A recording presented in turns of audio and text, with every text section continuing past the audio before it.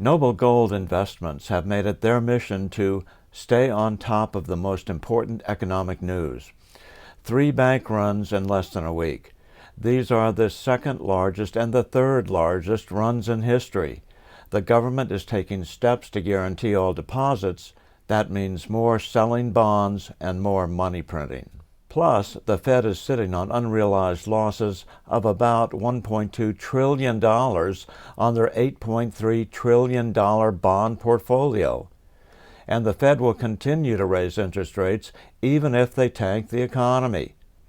Do you know who are the only ones not afraid?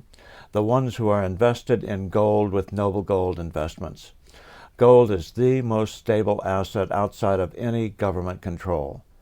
Hurry and go to noblegoldinvestments.com to secure your wealth now and get a free 5-ounce America the Beautiful coin with each gold or silver IRA if you qualify. noblegoldinvestments.com, noblegoldinvestments.com. Good afternoon. I'm still reporting on Jackson. President Trump's speech given on Wednesday at the Hermitage, President Jackson's home in Nashville, sort of tiptoed around the huge story behind why Trump has such adoration for Jackson. Here was my take on it from my 1996 documentary, The Money Masters. As you will see, there are so many stunning similarities here involved with President Jackson's all-out fight to kill the bank, to kill the debt money system of America's privately owned central bank. It seems like the actors have changed, but the fight is just the same as it is today. After 12 years of manipulations of the U.S. economy on the part of the second bank of the U.S., the American people had had just about enough. Opponents of the bank nominated a dignified senator from Tennessee, Andrew Jackson, the hero of the Battle of New Orleans, to run for president. This is his home, the Hermitage. No one gave Jackson a chance initially. The bank had long ago learned how the political process could be controlled with money. To the surprise and dismay of the money changers, Jackson was swept into office in 1828. Jackson was determined to kill the bank at the first opportunity and wasted no time in trying to do so. But the bank's 20-year charter didn't come up for renewal until 1836, the last year of his second term, if he could survive that long. During his first term, Jackson contented himself with rooting out the bank's many minions from government service. He fired 2,000 of the 11,000 employees of the federal government. In 1832, with his re-election approaching, the bank struck an early blow, hoping Jackson would not want to stir up controversy. They asked Congress to pass a renewal bill 4 years early. Naturally, Congress complied, then sent it to the president for signing. But Jackson weighed in with both feet. Old Hickory, never a coward, vetoed the bill. His veto message is one of the great American documents. It clearly lays out the responsibility of the American government towards its citizens, rich and poor. It is not our own citizens only who are to receive the bounty of our government. More than 8 million of the stock of this bank are held by foreigners. Is there no danger to our liberty and independence in a bank that in its nature has so little to bind it to our country? Controlling our currency, receiving our public monies, and holding thousands of our citizens' independence would be more formidable and dangerous than a military power of the enemy. If government would confine itself to equal protection and, as heaven does its rains, shower its favor alike on the high and the low, the rich and the poor, it would be an unqualified blessing. In the act before me, there seems to be a wide and unnecessary departure from these just principles. Later that year, in July 1832, Congress was unable to override Jackson's veto.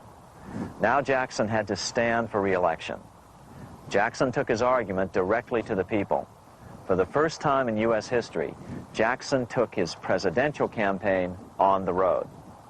Before then, presidential candidates stayed at home and looked presidential. His campaign slogan was Jackson and no bank. The National Republican Party ran Senator Henry Clay against Jackson. Despite the fact that the bankers poured over $3 million into Clay's campaign, Jackson was reelected by a landslide in November of 1832. Despite his presidential victory, Jackson knew the battle was only beginning. "The hydra of corruption is only scotched, not dead," said the newly elected president. Jackson ordered his new Secretary of Treasury, Lewis McLean, to start removing the government's deposits from the second bank and start placing them in state banks. But McLean refused to do so. Jackson fired him and appointed William J. Duane as the new Secretary of the Treasury. Duane also refused to comply with the president's requests, and so Jackson fired him as well, and then appointed Roger B. Taney to the office. Taney did withdraw government funds from the bank starting on October 1st, 1833. Jackson was jubilant. "I have it chained. I'm ready with screws to draw every tooth and then the stumps." But the bank was not yet done fighting. Its head, Nicholas Biddle, used his influence to get the Senate to reject Taney's nomination. Then, in a rare show of arrogance, Biddle threatened to cause a depression if the bank was not rechartered. This worthy president thinks that because he has scalped Indians and imprisoned judges, he is to have his way with the bank. He is mistaken. Next, in an unbelievable fit of honesty for a central banker, Biddle admitted that the bank was going to make money scarce to force Congress to restore the bank. Nothing but widespread suffering will produce any effect on Congress. Our only safety is in pursuing a steady course of firm restriction, and I have no doubt that such a course will ultimately lead to restoration of the currency and the recharter of the bank. What a stunning revelation. Here was the pure truth, revealed with shocking clarity. Biddle intended to use the money contraction power of the bank to cause a massive depression until America gave in. Unfortunately, this has happened time and time again throughout U.S. history and is about to happen again in today's world. Nicholas Biddle made good on his threat. The bank sharply contracted the money supply by calling in old loans and refusing to extend new ones. A financial panic ensued, followed by a deep depression. Naturally, Biddle blamed Jackson for the crash, saying that it was caused by the withdrawal of federal funds from the bank. Unfortunately, his plan worked well. Wages and prices sagged. Unemployment soared along with business bankruptcies. The nation quickly went into an uproar. Newspaper editors blasted Jackson in editorials. The bank threatened to withhold payments, which then could be made directly to key politicians for their support. Within only months, Congress assembled in what was called the panic session.